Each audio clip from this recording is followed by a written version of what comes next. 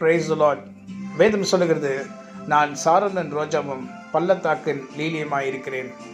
பள்ளத்தாக்கில் அழகாய் லீலி பூத்திருக்கிறது போல பள்ளத்தாக்கு வழியாக நாம் நடந்து போனாலும் ஆண்டவர் நமக்கு லீலி புஷ்பத்தை போல இருந்து நம்மை வழி நடத்தும்படி சைகை காட்டுகிறார்.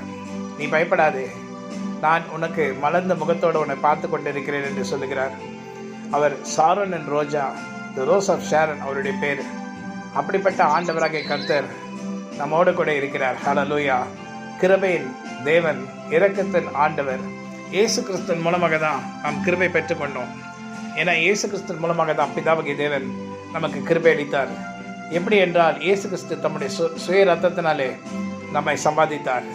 அவருடைய ரத்தத்தை சிந்தி அவருடைய ஜீவனை கொடுத்து அவருடைய கிருபையினால் நம்மை தாங்கினார். ஹல்லேலூயா.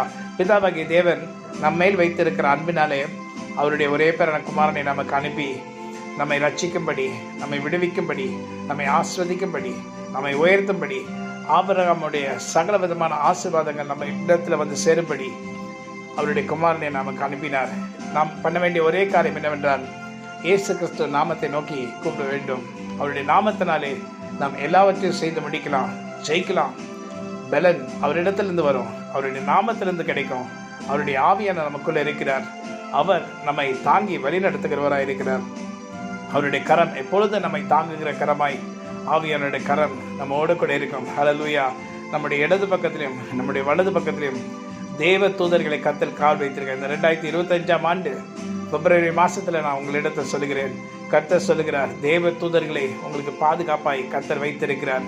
அவர்கள் எப்போதும் உங்களோடு கூட இருந்து உங்களை பாதுகாப்பார். அவருடைய ஆவியானவர் உங்களுக்குள்ள இருக்கிறார். ஆமென். Have a wonderful day. God bless you.